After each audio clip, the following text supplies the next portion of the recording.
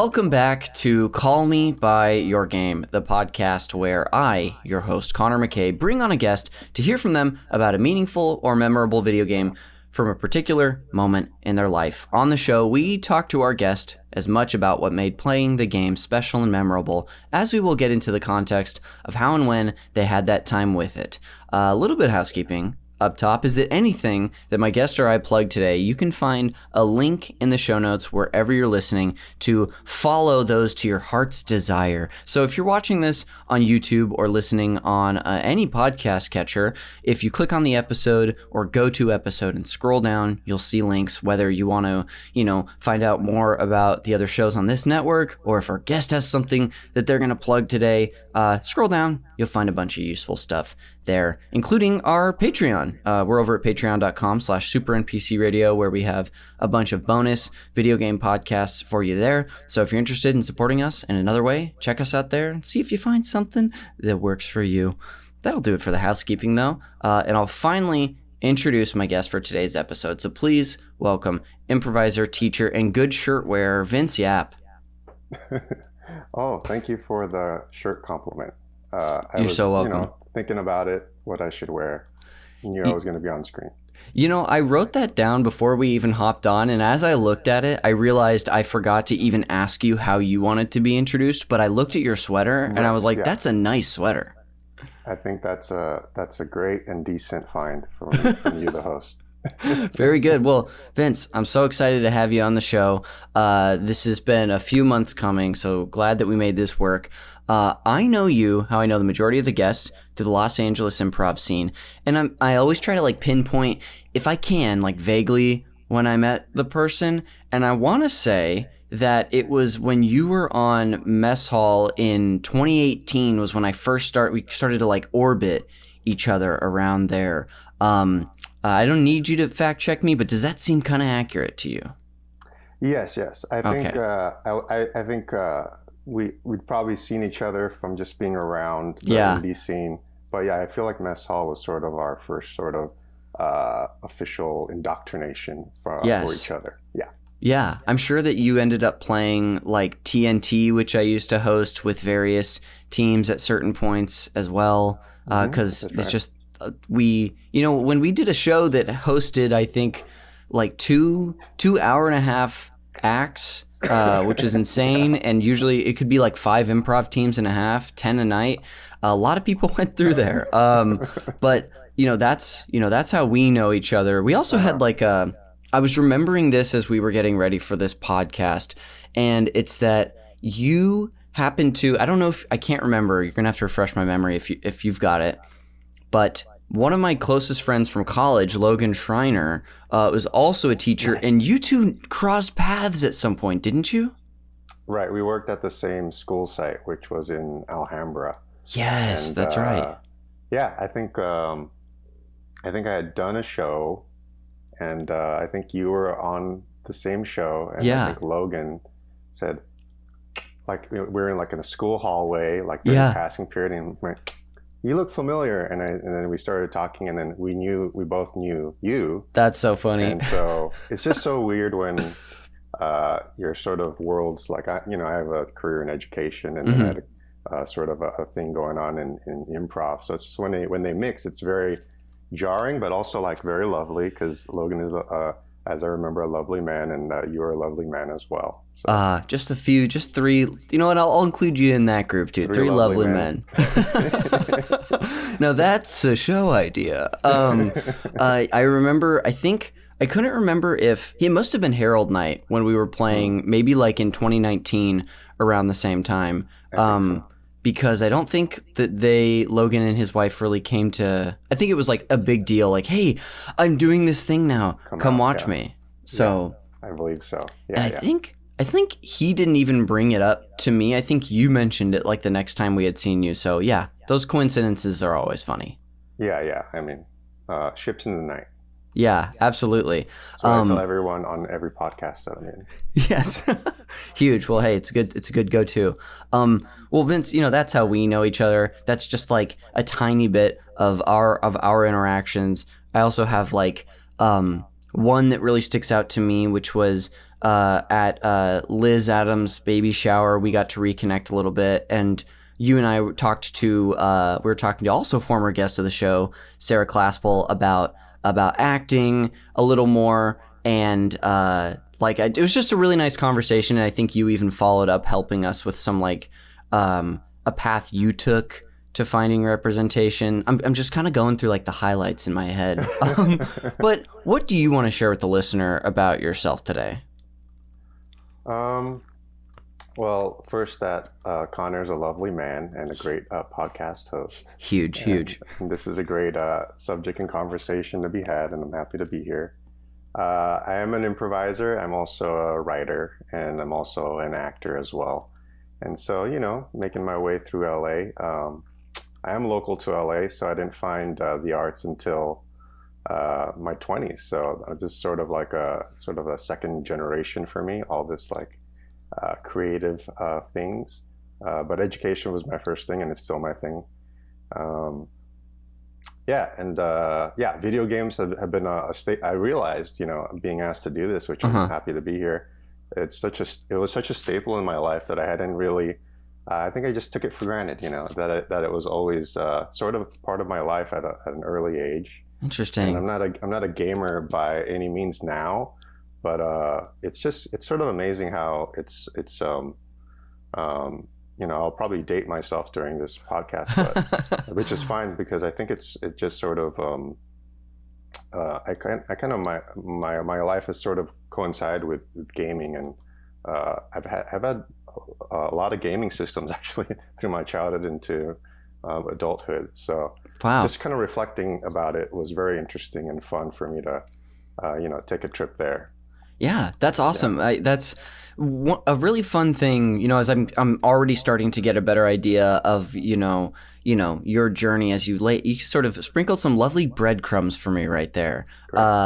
It's always really fun to have someone like yourself on the show who maybe it was a bigger part of their life at some point, and it sort of comes back in memories, and just as you go through and consider the time you spent with them, that you're like, oh yeah, I used to do this a lot. So so stoked to get into that even more. You said you're local to LA though. What part of LA did you grow up in? So I grew up in Eagle Rock. Wow. My parents still reside in Eagle Rock. Oh my gosh. And I went to school in East LA at a magnet high school. And then I went to community college in Pasadena, and then transferred to UC Irvine. So I've been really local to LA all my life. And, again, I didn't find improv and all this, fun creative things until I was, pretty entrenched in my 20s. So It's been sort of a nice kind of next act type of thing for me to pursue now fully. Yeah, that's awesome. So Pasadena City College then for you? Have you ever been to the Doghouse? Yeah. I have been to the DAUG house. Yes. Another place that Logan, so Logan and I went to school at Azusa Pacific for college. Oh, got it. Cool. So, just down the road in Azusa. And so we at some point in school, going to Pasadena occasionally, fell in love with the Doghouse. And it's still a place that I almost even salivate over because I love a hot dog and the fancy ones that they'll make there. So food, I've noticed that when I've been recording these episodes, to peek behind the curtain for the listener, it's about 10:20 a.m. on a Thursday or Wednesday right now. Mm-hmm. And because it's just early enough before lunch, the last episode that is coming out today, I realized I talked to my guest about Taco Bell for a while. So it's a lot of food stuff that keeps coming up. Another little thing I wanted to say is that you were an anteater over at UC Irvine. That was a school that I, for a while, was convinced I really wanted to go to. I remember I previewed there. I remember the campus is I don't know if it's the whole campus, but it's one big circle. Yeah, it's It kind of reminds me of that, that map in Lost, which is like that circle. It's a bit so like the same architect maybe. That's so funny. It's one big circle at Irvine, and it's quite large. It's a large campus. Yeah, I remember thinking it was really cool. This is another food sidetrack, but I'm remembering now, and I'm already, I'm asking you about yourself, but I'm making it about me. It's something I love to do. Right. On that trip, we went to 4 or 5 schools in Southern California, including Azusa Pacific, where I would eventually go. And that trip, for some reason, on the way down, it was just me, my mom, and my sister. We stopped at an Arby's. Now, I'm realizing this is coming at an interesting time. I don't know if you've seen social media events, but the big Arby's in Los Angeles with the giant cowboy hat sign is closed. Yeah. Depressing. You don't happen to be an Arby's fan yourself, are you? I mean, it's been around since my childhood, but I've rarely gone there, and I think I've been to that Sunset location maybe once or twice. I know it's amazing how so many people are posting about it, and I empathize with them. Yeah, I feel like I've only been there once myself, and I'm definitely going to share that story in a second because why the hell not? But I feel like it is one of those things where it's like the iconography of it for more people than like the actual use. I would guess. I can't say for sure, but it's part of that urban geography. If you're living in that area, it's like a landmark, and maybe could become like a comforting sight that large cowboy hat. Definitely. It's a true lesson for me, at least, in like to do things while you want to do them, because I would always be like, I want to go back to Arby's, and I never did. And YOLO. Yeah, YOLO. It's, you know what? That's an important message today. YOLO. If you get anything across to the listener, I'll wrap this up by saying this is the one time I went through that Arby's drive-thru. It was back when I drove for Postmates. I believe this was either end of 2015 or beginning of 2016. And I picked up Arby's. I drove it to a location in Los Angeles. I won't say where. And the person who, sometimes when delivering to celebrities, they'll have like a fake name on their profile, which makes sense because who knows what a delivery driver is going to do with that information. Sometimes they have their real name. This one was a fake name. So I go up to this building. I have to go into the lobby. I take an elevator up. The person opens the door to wherever they're staying, and it felt like a cartoon puff of like weed smoke just like enveloped me. And it was giving it away. I feel like I shouldn't even say it, but this podcast is small enough to where if it ever becomes a problem, I'll take this out. Jay Baruchel, the actor, answered the door, and he was so nice. He was definitely very stoned and very paranoid because he awkwardly took his bag, but also was like trying to give me a cash tip. So I got that. I left, and I was like, "Oh, that's cool. That's Jay Baruchel," and he also tipped me on the app as well. So just shout out to Jay Baruchel coming up on your episode. Yeah. I'm sorry to take us down that road, Vince. I just couldn't resist. I really like Jay Baruchel as an actor. Me too. I think this was like right as Man Seeking Woman was coming out, and I was really into the show at the time, so it was a fun moment for me. So as I ask you about yourself, you gave me some great information. Did you get to share what you wanted to about yourself today? I believe so. I'm just here to talk games, baby.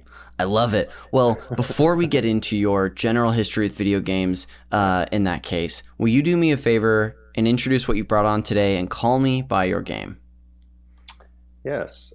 Today I am presenting the game Mike Tyson's Punch-Out.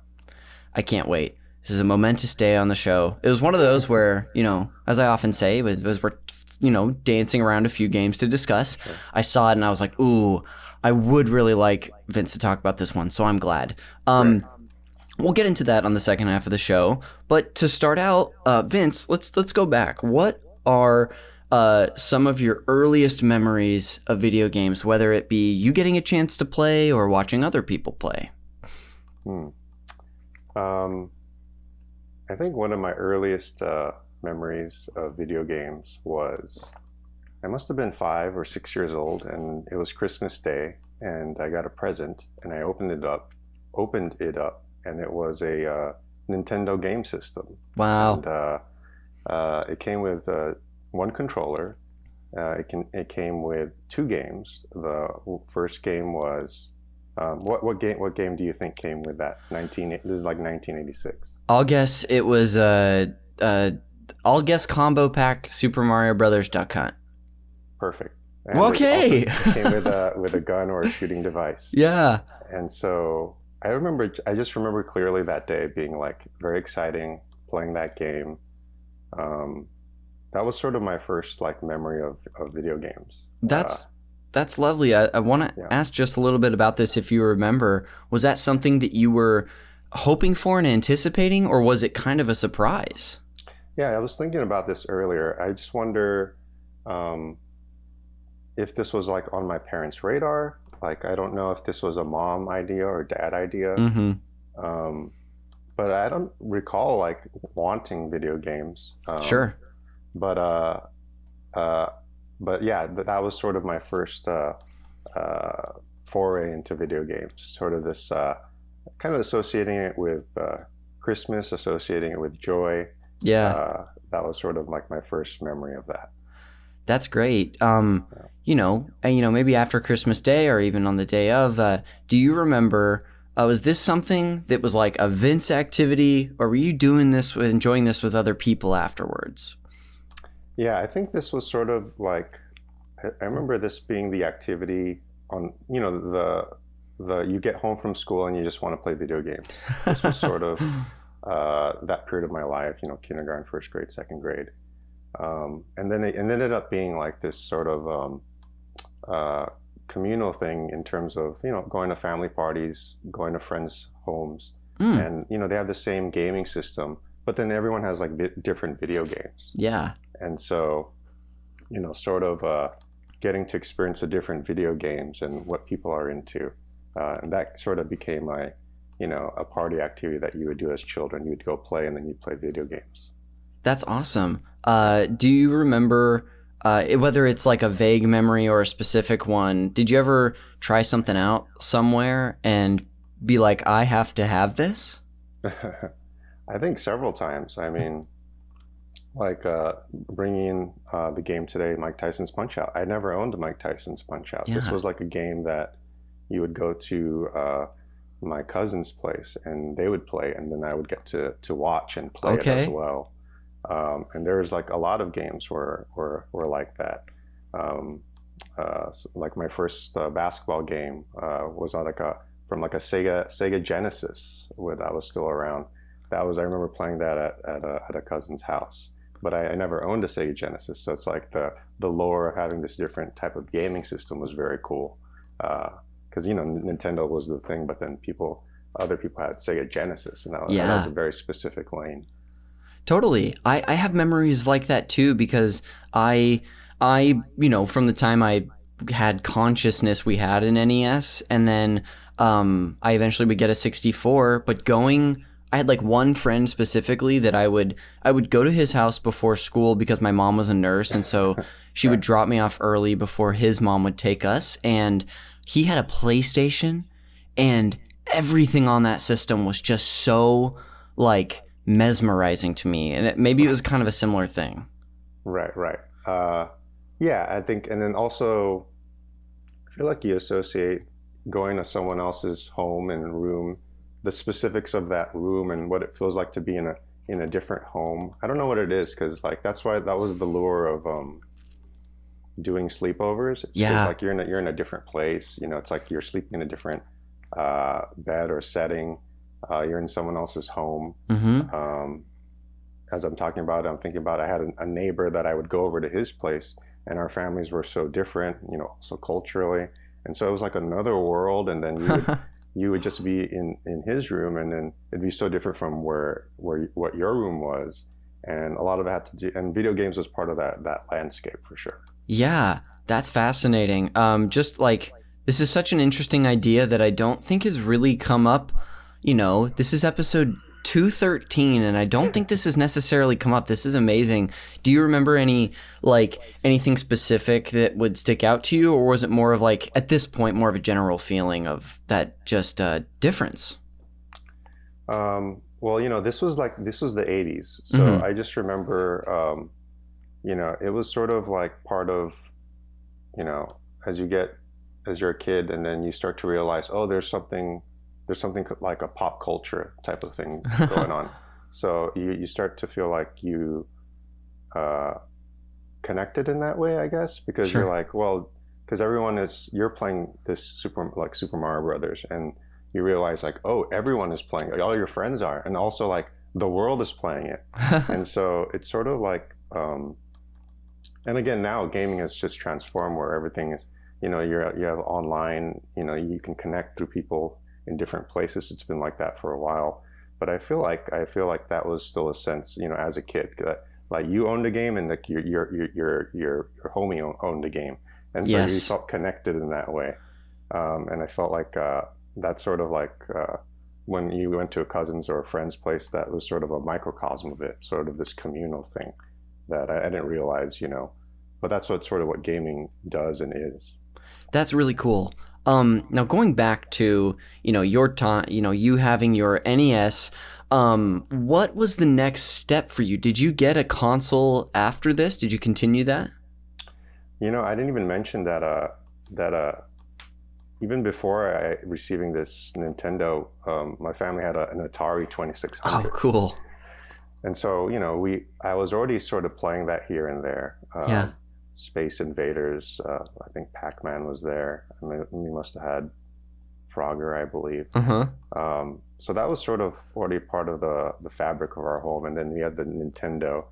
And then I feel like after those initial like games came out, and then I think like Super Mario Brothers 3 came out, I feel like that was sort of the peak. That was already peak Nintendo. And then by like the early 90s, it was all about the, Super Nintendo. Yeah, so for when sure. Super Nintendo came out, we got the Super Nintendo. And I remember that came with the Super Mario World, and that was like a huge game. And not long after, it was Super Mario Kart, which was sort of, I feel like that was the game that everyone loved at that time. Yeah. Yeah.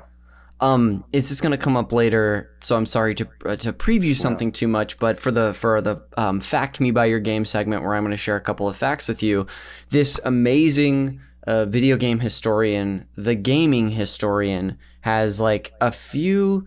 He basically makes these like YouTube documentaries on certain things. They're almost always Nintendo focused, and of course, I've got one I'm going to talk to you about with Punch Out, but. He has an amazing video too about how Mario Kart even came to be on the Super Nintendo, and so if that was a game that you connected with, it might be fun. Right, yeah, for sure. That's amazing. So I guess I'll keep asking you about your history with gaming. Was there a point where you sort of stopped getting consoles in your life? I feel like. Yeah, I feel like every 4 or 5 years, again, Connor, you made me review my gaming history here.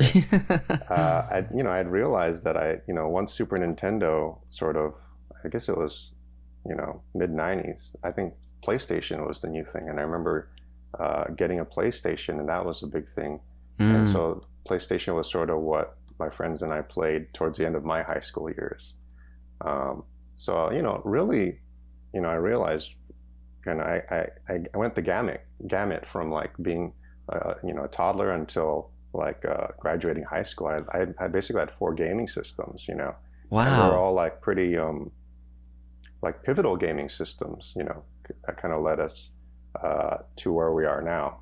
I realized though I had a gap. I think I had a gap for many years into my adulthood, and then where I didn't have a gaming system until like 3 years ago or 4 years ago. I bought like a PlayStation 4 just to have it. Nice. But really my childhood and teenage years there was always like a reliable current gaming system in my house. That's really cool. Well, with the PlayStation, what are some games that you mentioned one, as an option for this podcast, but what are some games that really stick out to you from that time? Well, there were games that I played, which was like the ones that I owned and really gravitated to were like Tony Hawk's Pro Skater. All right. Parappa the Rapper. I think I had Madden, of course. I think NFL Game Day, I think, was a game that I played a lot. And then, games that my friends played were like Final Fantasy VII, I think was the thing. I think there was a lot of Gran Turismo, a lot of Twisted Metal. So those were, and those were like the games where they started to get more kind of adult oriented. Yeah. Something like Resident Evil was a game that we would play and be like, scared, very scared. So those were the sort of the prominent PlayStation games that are kind of those early iteration of games that were sort of that I remember. That's fantastic. Yeah, that was sort of, maybe coming off the heels of like the Genesis, the PlayStation. Yeah, that era was such like a, hey, gaming's evolving and becoming mature. And then that sort of continued into like the PS2 and Xbox. But were you going to say something?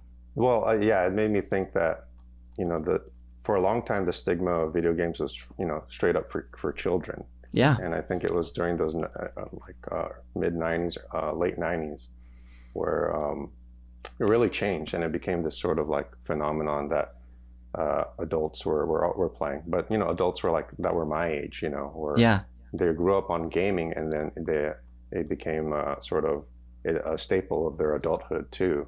Maybe it didn't, not so much for me, because I ended up doing, going to college and then more so finding creatively improv and things like that.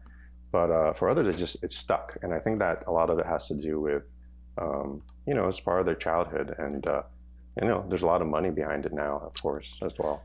Yeah, big time. It's interesting to look back at that era too, or just the early days of home console gaming and how, there was at first a stigma that this is for kids.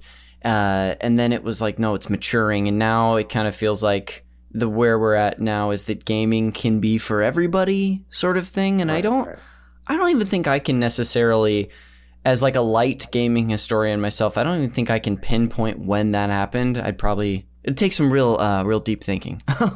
But it's just hearing you remind me of how things have shifted. It's interesting. Yeah. Well, so since that, you're the bulk of your gaming was through high school, let's say. Do you remember trying things out afterwards or being intrigued about anything that was kind of coming around? You mean once I entered adulthood? Yeah. I never sort of revisited gaming. It was sort of I think I thought of gaming like I thought of WWE wrestling, whereas I was really into it in the 90s, late 90s, and then sort of just left it along with my childhood. I think I sort of felt that way, and again, it wasn't until recently where I started to invest in buy a PlayStation 4. Totally. But yeah, I think it's just it was something that I think I just latched on to other things. I don't know. Yeah, that makes a lot of sense. And I'm sure, the company you keep can influence that. If your friends aren't big gamers, then you're probably less likely to do that. Or even if they are, and it's not an interest of yours at the time. That makes sense. I try to get into gaming and, even during pandemic, and I got, what did I have? I bought Last of Us. I was playing Last of Us, and I got motion sick. Oh my goodness, no way. It's I tried, Connor. I'm trying. And you're I made an effort. Okay, is this a me problem? So I was like, I got to take Dramamine for this. I don't want to. Oh my gosh, yeah. I don't want to feel like I'm in a car. Was it the pandemic that caused you to decide to get a PlayStation 4 just to have something to do? I think it was right before a pandemic, and I think you've talked to some of my friends who are really into gaming, so I was like, I want to try this and see if I can get back into it. This was 2019, maybe 2018. Yeah. So I think I bought a bunch of games, a lot of sports games. I bought that Spider-Man game. It was great. Mm-hmm. But I just didn't latch on. I think And I think that's fine, but I wanted to give it an opportunity. Yeah. You gave it a fair shake, and is that sort of like where like your most recent like dabbling with gaming was, that sort of spell you had there? Yeah, I would say that was what it was, yeah. Cool. Last real question. Well, I've got two questions for you before we wrap up this segment. The first of which is that as someone who's like not regularly gaming right now, have you seen anything recently that you've been intrigued by or like wanted to try, or at least just been curious about, gaming wise? Well, I think the thing about gaming is that I just want to be part of a conversation. Like I have friends who are like, they get really deep into gaming, and I have no contribution towards it. So if anything, I would love to like have some type of knowledge to contribute to a conversation. Ironically, though, I am revising a screenplay that I wrote, which is about League of Legends, and I have no prior gaming experience with that. So I did a bunch of research and I tried my best, and I think it came out okay. But so I'm trying, Connor. I'm trying to get in there. And I really feel that from you. Yeah, that's cool. Now, lastly, before we wrap up, just looking at your history of games, is there any game that you haven't mentioned yet during this segment that you want to make sure you don't forget to do so? Let's see.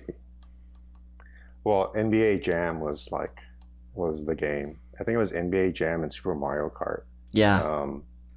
I mean, truly, it's like Super Nintendo did not make any money from me during those times, because I had like 4 games, and like those were the only games that I would play regularly.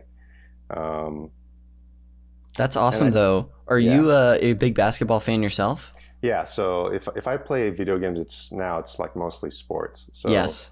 I feel like that was a big like NBA Jam. I think it's also because that's when I was starting to get into like sports and pop culture. And it's sort of the NBA Jam is sort of that sweet spot of it. I think I was in middle school, or I was starting to listen to have my music taste, and I was really into like kind of hip hop, R&B, and so it's just sort of like, and really starting to watch like Saturday Night Live. So it's just like all that sort of that sweet spot of culture. I feel like NBA Jam was for me. Yeah. Yeah. What that game is just such a great, it's, being a more arcade focused sports game, it was accessible to everyone, but it was so fun. We did an episode on NBA Jam Tournament Edition, I don't know, maybe almost 20 episodes ago at this point, and like hearing my friend Phil talk about what that game meant to him and how fun it was as a sports fan, like it's so much of that passion came through. Do you have a basketball team that you still root for? Well, I'm a local LA person, so it's I root for both LA teams. Nice. But I'm very like casual these days. Sure, gotcha. It takes a lot, Connor, to be invested in something. It really does. Don't I know it? Well, Vince, this was so much fun to hear from you about, just like your general history with games, and learn more about you as well. We're going to go ahead and take a quick break, and then when we come back, we'll get into all things Mike Tyson's Punch-Out. So I'll see you on the other side.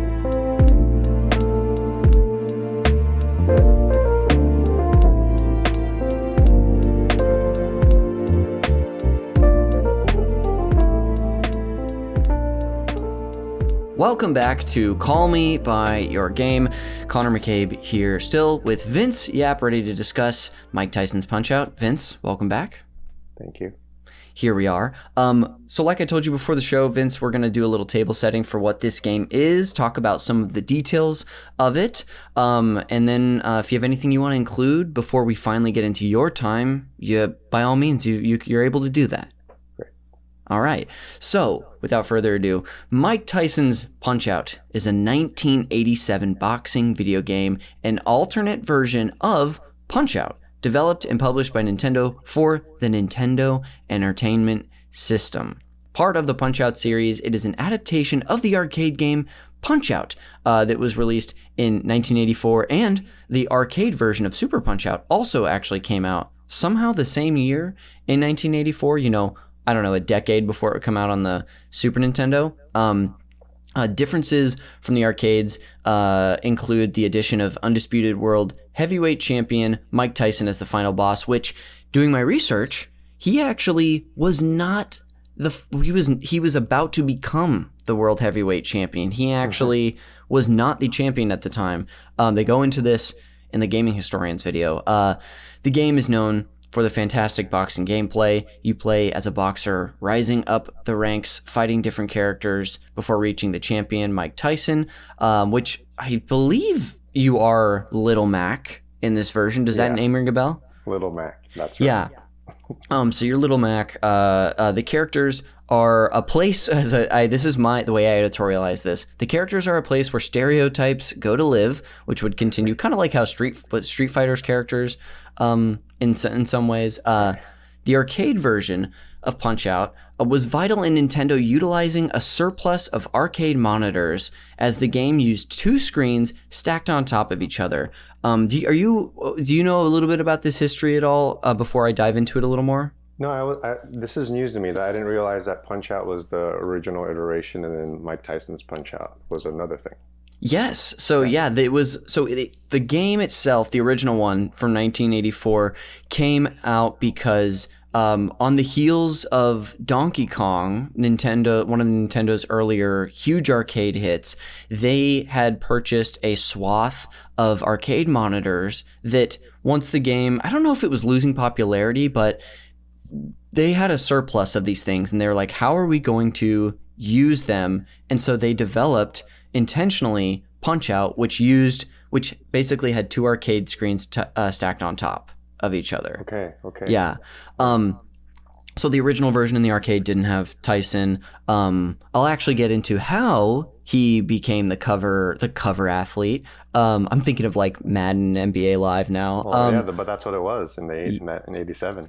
Bingo. So I'll get into that in our fun facts a little more, but this game received critical acclaim and is retrospectively considered one of the greatest video games of all time. It was an immediate smash hit, and in the non-licensed version of Punch-Out that would come out afterwards for the NES, Mike Tyson was replaced by a character named Mr. Dream, who does look quite similar to Tyson.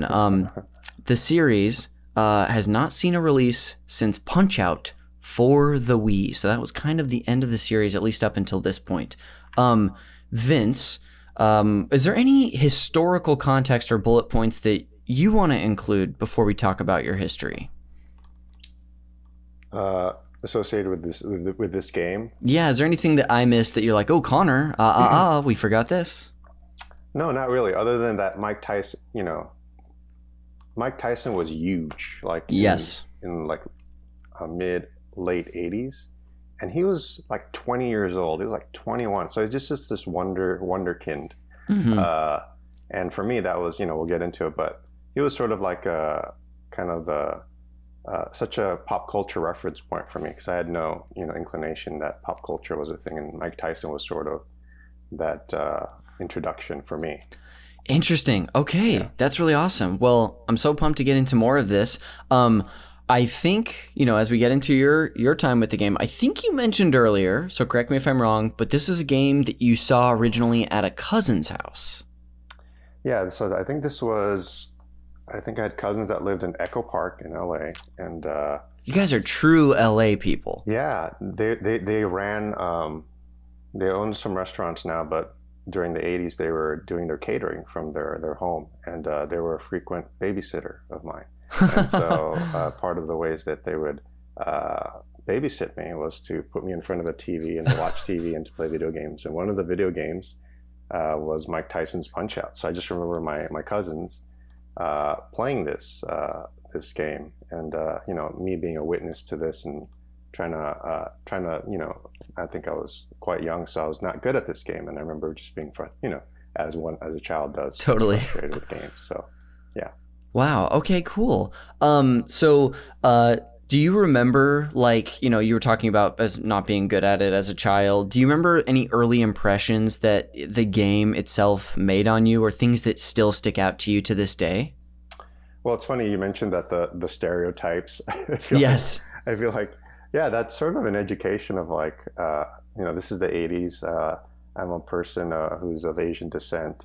And so like seeing these sort of like names, and you're just like, you don't track it, but Totally. it is just like, it is sort of part of that experience, I guess. Mm-hmm. I think just like being introduced to this famous person named Mike Tyson, I think was a cool thing.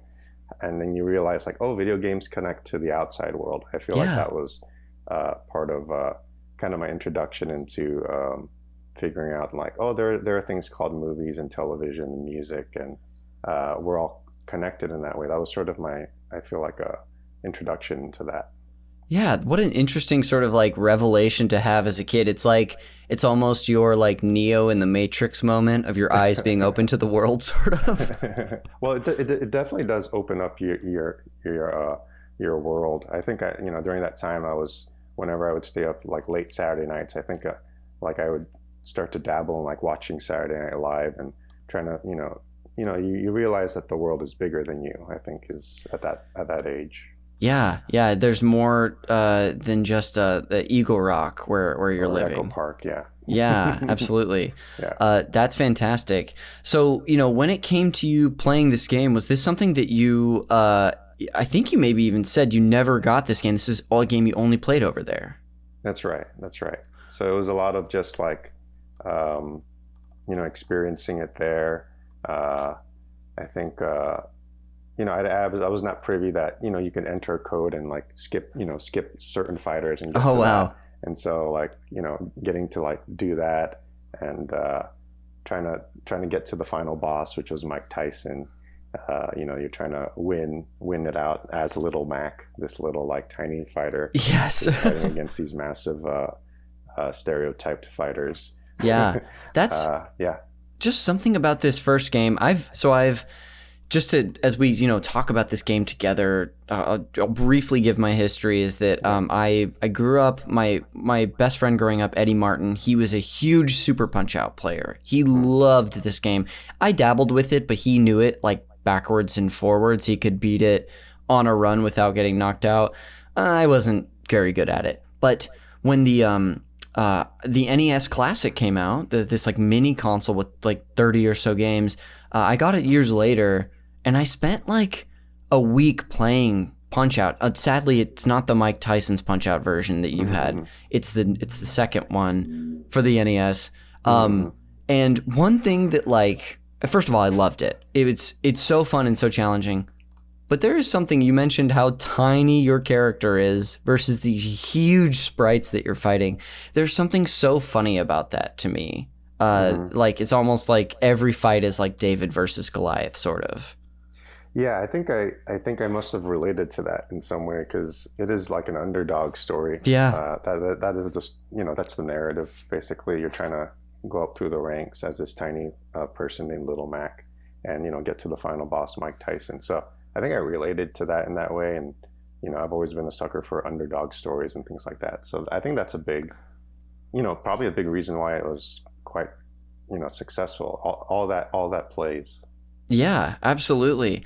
So they go over this in the video. I'm sorry, I keep referencing it, but the Gaming Historian's video, the original advertisement for the Punch-Out arcade machine is this amazing photo that Nintendo took. That was fully staged photo, but it's in a boxing ring. There's a referee holding up a boxer's arm. One boxer's laying on the ground, but the arm he's holding up is like arms coming out of an arcade machine. So it's like the arcade machine beat the boxer.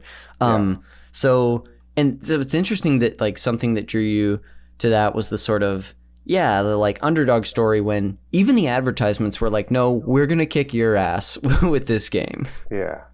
I mean, even if you look at the original like cartridge for the Nintendo, it's Mike Tyson on the cover.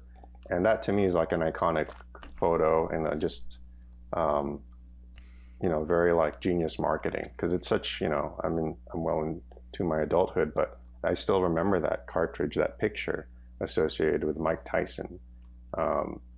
So again, it just shows like the power of like marketing and how powerful that can be, especially to kids.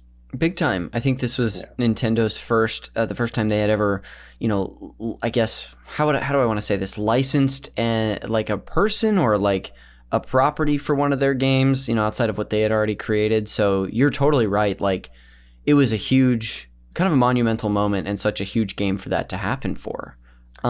Just like my experience has been like Super Mario Brothers and then Duck Hunt and then the Atari, 2600 games. And then you get this game that is so cool because it's a real person in this game. Sure. And I feel like that was, that cool factor was like, and it was a fun game. So that all plays, when you're like my age during that time, just a kid. Totally. Since you had, I don't know if limited time is fair to say, but like this wasn't something you could just plant yourself in front of at your home and really train.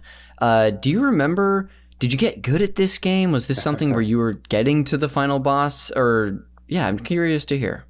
I think I was very consistent at getting to like the second or third guy. Yeah. So like maybe the third guy is like Piston Honda or someone like that. Not Mike Tyson, not the final guy.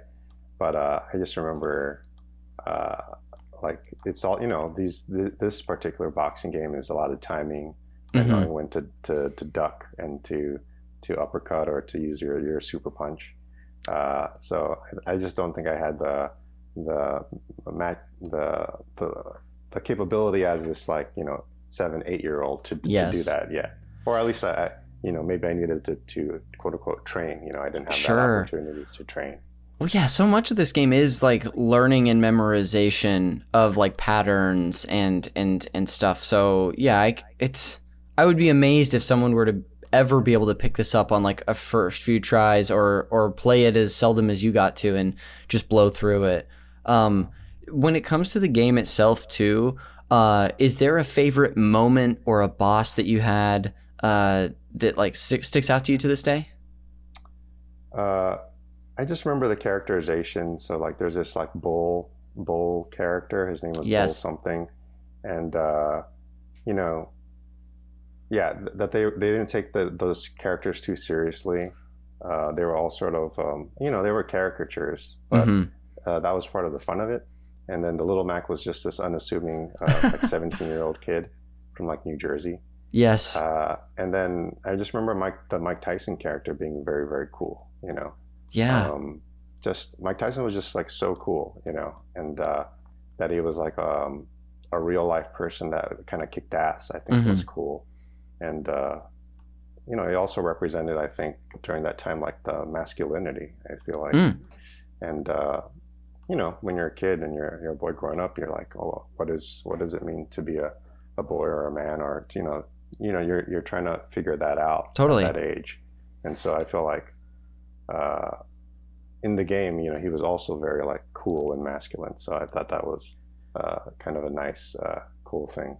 Yeah, definitely. That makes so much sense. Especially it's just like a young kid growing up. Did your cousins, were they good at this game too? Is this one that they also like to pick up, or was it just your fascination? I think I don't remember them around too much. I think because they were like considerably older than me. They were like maybe 3 or 4 or 5 years older than me. So I feel like they would go out and they might be playing basketball, and I was just sort of left to like be on my own.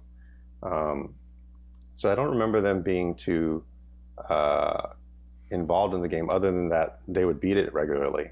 Sure. Wow. Yeah, and I would just witness that.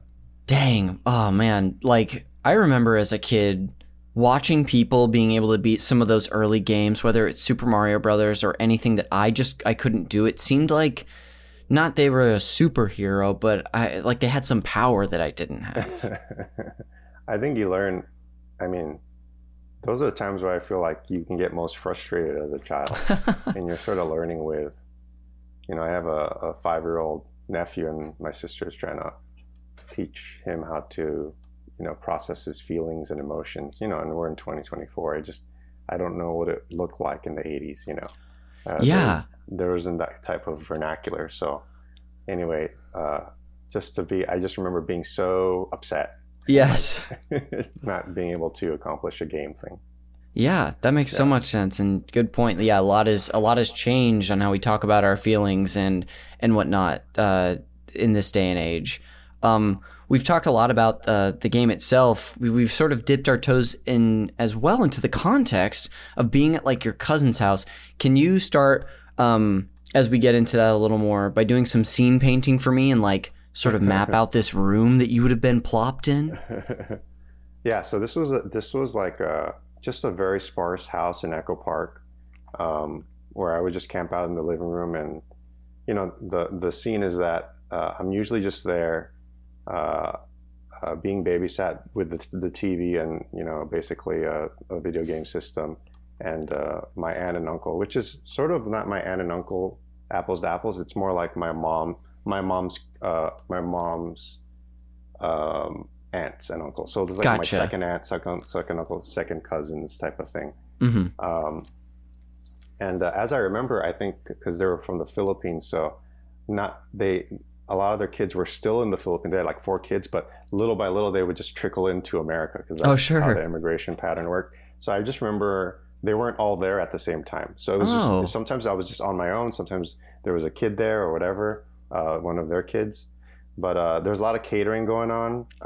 It was Echo Park. I remember it was really close to Echo Park, so you could just like go down the street and you could see the Echo Park Lake. It was that close. Wow. I remember while they were putting me in front of the TV, they would have food trays like Chinese and Filipino food. So one time, and the whole egg roll tray had not been picked up, or they had not been delivered, or had been canceled. So I had carte blanche on the egg roll tray. Oh, and no way! I just went to town, and I remember throwing up, and I remember not having an egg roll for like 12 years, since that point. So a lot of like memories like that. I remember like there was an earthquake once, and I remember just like rumbling and then like going on with my life. I do remember that weird memory. Oh my gosh. And then like last thing I'll say about it is like this was a time where pay-per-views were a big thing. So like big boxing events or like WWF, like WrestleMania. So this would be the family that would do that. They would buy the pay-per-view. So I remember hanging out nights and watching like big boxing events, like Mike Tyson, like fighting. Yeah. I don't remember who he fought during the 80s, early 90s.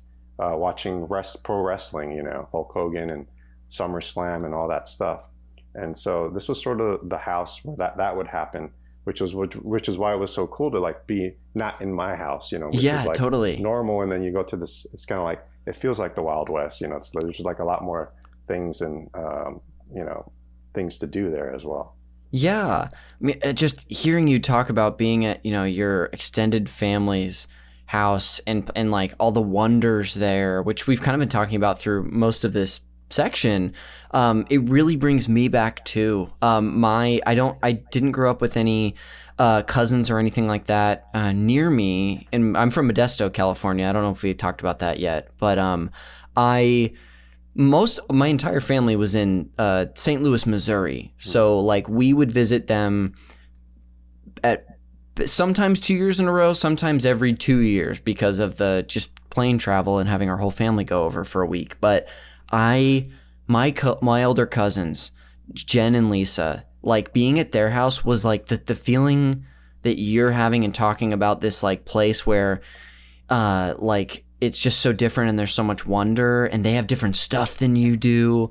I still like can put myself there and remember like the layout of their basement and stuff. So it's really cool to hear. You have so many. This has been great. You've had so many specific memories too to share. Yeah, I mean, it's all like it all sort of like orbits around this game, and also this sort of it's very representative of the time period, and also sort of the things I was experiencing during that time. This was like 8, 9, 10. Which is pretty ends up being really formative years. Definitely. As this podcast has forced me to relive, but in a good way. Yes, and I do make every guest sign a contract saying they will dive into even the worst of things. But one of the last few questions I've got about this time, because you've done such a great job of filling in context that I'd be asking about anyway. For like little Vince back in the day, do you remember like outside of being at your extended family's house, like what was going on for you? Was it a lot of school stuff? Was it like, I'm just kind of curious as to what else filled out your life. I was a big sports person, so this was like a lot of rec league baseball happening. My family is Catholic, so I remember being an altar server during this time, and I had a lot of experiences as an altar server. A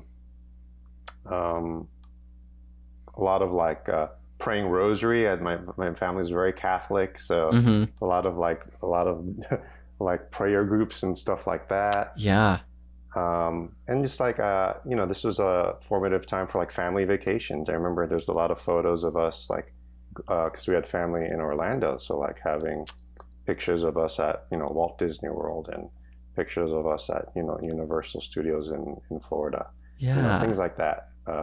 So really like fond memories during the kind of the late 80s, where it was all like innocent. It was still innocent. Yeah. Remember when?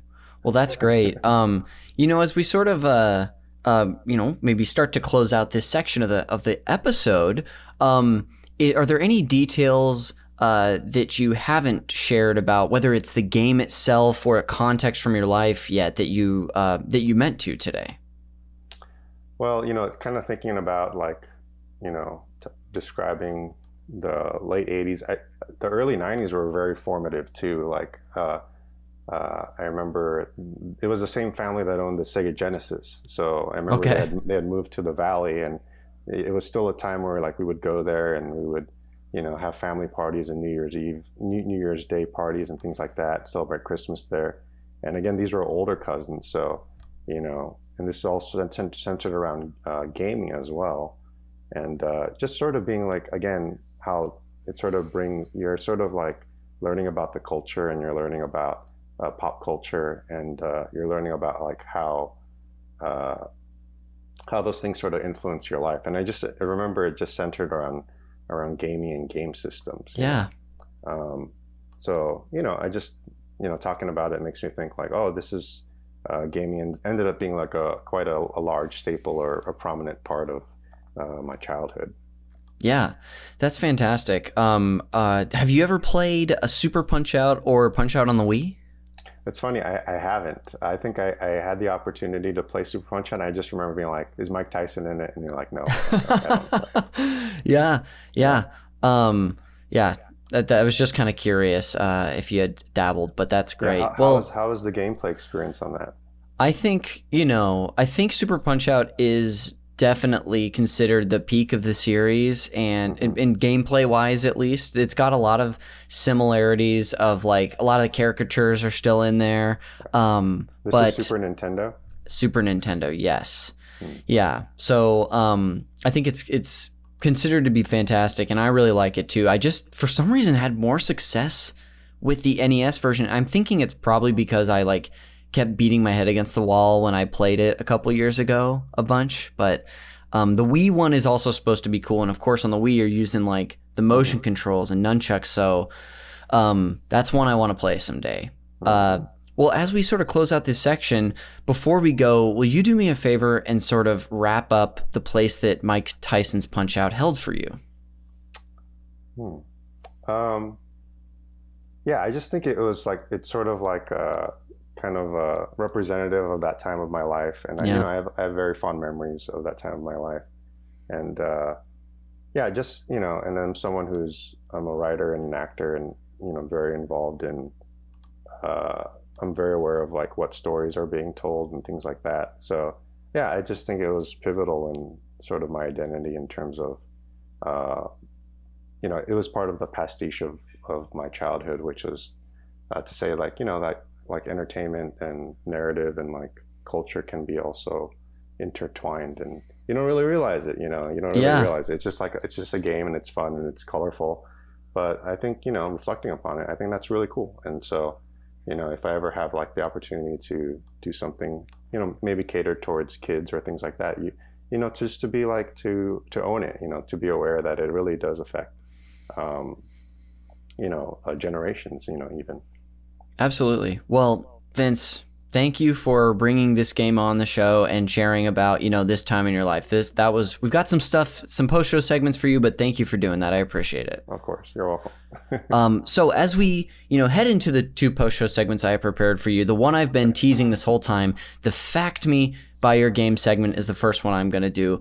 Both of these, I've got 2 fun facts that I pulled from the Gaming Historian's video called The Story of Punch-Out. I will put a link in the show notes as well to this video for the listener. It's like a 40-minute YouTube video, but like if you like throwing stuff on while you're making dinner or you like sitting down and watching videos, I think you're going to like this, listener. The first fact that I have for you is that basically that did you know that Mike Tyson was not the first professional boxer to be associated with Punch-Out? No, I wonder who it was. So Larry Holmes, who I guess was the heavyweight champion before, was the way I phrased it is the first Punch-Out boxing liaison. Are you aware of Larry Holmes? Yeah, he was another fighter, not as prominent as Mike Tyson, but a championship holder. So yeah, like I mentioned, Larry Holmes was the first original frontman. So while not included in the game, Holmes was hired by Nintendo to help promote Punch-Out. In 1984, during a public event promoting the arcade release, Holmes attended the Amusement Showcase International Show in Chicago, which was where the game was first shown off. And each day of this showcase, he gave the player who would get the highest score that day an autographed boxing glove. So this was just for the arcade port. He's not in the game, but just I found that so interesting that like I would have never guessed that there was some other boxer in the mix at all. It sounds like a very 80s thing to be like, you got the highest score? I'm going to sign something for you. Here you go. Yes, absolutely. Just high scores in general were such a big deal. So that's the first one. The second fun fact of this episode is that I have titled Nintendo Made the Tyson Deal at the Perfect Time.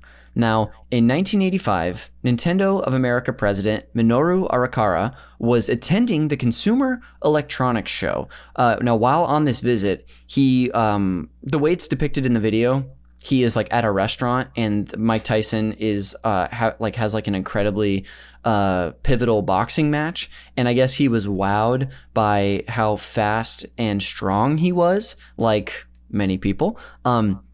And he wasn't quite the champion yet, but he was already a rising star. So Arikara phoned Genyo Takeda, who was also an employee at Nintendo at the time, and implored him to try and license Mike Tyson for this upcoming home console port, because they were already sort of developing that. This, of course, happened, and Tyson apparently made $50,000 for the deal and went on to become the heavyweight champion, a massive celebrity, and then, of course, the rest of his like personal life stuff. Like a lot of the things that people know Mike Tyson for happened after he became like this cover athlete and, Mr. Mike Tyson of Punch-Out. Wow. Yeah, he must have been like LeBron James, like undeniable. And this Nintendo person, very shrewd, probably took advantage of him. 50,000 is nothing, even by 80 standards. Yeah, I think that shows like how undeniable he was during that time. And also I feel bad for him that he didn't make out more. Yeah, only $50K. I'm sure this game made like apparently this game when it first came out on the Nintendo, they couldn't keep it on the shelves, like it was just flying. So very popular. I think they made that money back in just a blink of an eye, like in 2 seconds. Anyway, that'll do it for the Fact Me by Your Game segment. I'll lead us into the final one, the game recommendations. Now Vince, I know you listened to a previous episode, but just to refresh your memory, this is my one forced tie-in to the movie Call Me By Your Game, where I'm going to treat Mike Tyson's Punch-Out like your passionate summer love in Italy. This fling, this just like passionate fling you have, it's unfortunately not going to work out. So in order to help you get over this heartbreak, I've got 3 potential new flings for you that all have something in common with the game. So do you mind if I show you these flings? Yes. Introduce me to these potential romances. Here we go. So I've got 3 for you today. The first of which is if what you love about this game is that you're just mesmerized by how they took an arcade smash hit and made it a home console port that still works. That's really all you care about, but you want to switch it up and you want to get moving. I'll recommend Dance Dance Revolution. Do you ever dabble with DDR? I have. I think that was one of the PlayStation games that I touched upon in my teen years. It's great. Great game. Amazing. I was going for something completely different there, so that's perfect. The second is if what you really loved about this game was you love when athletes headline video games. That's like your thing, but you don't want to play a sports game. You want to play a more traditional video game. I'll recommend Michael Jordan, Chaos in the Windy City. Have you ever heard of this thing? No. This is a Super Nintendo game that came out in 1994 where Michael Jordan is the star and it's like a action platformer. Right. Okay. Like you move through the game, I think you throw basketballs at enemies, and I don't think it's particularly good, but if you like athletes, then this might be your thing. Okay. And lastly for you is if what you like about this game, you know, we even talked about it, you've never finished this game. This game is known for its incredible difficulty and all the memorizing you have to do. If you like games that I, Connor McCabe, throw myself at but will never beat, I'll recommend another game called Super Ghouls and Ghosts. Do you know this franchise at all? The Ghouls and Ghosts? I don't. So it's also coincidentally, I think it was an arcade game too, where you're basically moving through the game, this one long level. I want to say the game takes 2 hours to play if you get it all the way through, but it's known for being impossibly difficult. Like enemies are flying at you from all over the screen. You can't even, unlike, you know, Tyson's Punch-Out, you can't memorize patterns because they're like randomly generated most of the time. So yeah, if you want a game that's just going to make you feel bad about yourself, then that's going to be the recommendation. 2 hours worth of bad, you said. Yeah, and for me, it's more like Never Endless because I'll never beat it. But this is a game like, so with like the Nintendo Switch or a lot of modern consoles where you have the ability to rewind classic games. So like if you die, you just rewind to before then. This is a game that I can't even get through with the rewind function because I just still die every time. So to wrap up your recommendations today, Vince, we have Dance Dance Revolution, Michael Jordan, Chaos in the Windy City, and Super Ghouls and Ghosts. That'll do it for this segment of the show, and that'll actually bring us to the end of the podcast. So before we go and plug whatever we'd like today, Vince, thanks again for joining me. This is so much fun to not only to get to know you better, but learn a little bit more about your life. Yeah, thanks, Connor. You forced me to relive my childhood, and for that, I am pleasantly happy about it. Okay, that could have gone a number of ways there. Okay, very nice. You had me on the edge of my seat. Well, Vince, on your way out, is there anything you want to plug today? No, just keep watching, Connor's podcast. It's great. I don't have anything to plug. I'm just happy to be here. Cool. Well, thank you. If you want to follow me on Instagram, you can follow me at Vince Yap. That'd be great. Awesome. Yeah. Cool. Well, I'll be sure. Plugs, I guess. Perfect. Yeah, people can follow you there. Thank you for your kind words about the show. I'll be sure to put a link to your Instagram in the show notes so people can find you, and I'll tag you all on all the social media too. Sounds good. Great. Well, on our way out, I'll go ahead and just close this out with a series of plugs of my own. The cover art for Call Me By Your Game is done by the artist Glenn J. You can also find him on Instagram at Glenn with 2 N's .J, The show is produced, edited, and the original music up top on the podcast is done by Jeremy Schmidt. You can find him and give him a tip of the cap for his hard work by listening to his podcast, Video Games, a comedy show, which is also on this network. You can follow me also all over social media. I've got my Twitter, Instagram, maybe even my Blue Sky in the show notes as well. I also stream video games on Twitch occasionally at twitch.tv/cons-is-cool69. I just finished playing through BioShock Infinite for a bonus podcast we did that's going out everywhere. But I don't know what I'm going to stream next. So give me a follow there if you follow people on Twitch, people. And you'll see what I'm doing next. Lastly, if you like this podcast and the conversations I have with people about video games, you've got to check us out on Patreon. We're over at patreon.com/supernpcradio. And that's a place where we make bonus content every week that is more video game podcasts, and if you're interested in supporting us, that's a super helpful way you can do that. We've got tiers from $1 all the way up to a ridiculous amount. So if you find a series of podcasts you want to listen to, like our Games Club series, we just wrapped up BioShock, or even the monthly bonus call-up episodes that I do on this podcast every month there, check us out. You're probably going to find something that you like, and there's a link in the show notes. But that'll do it for this episode of Call Me By Your Game. We will see you on the next one.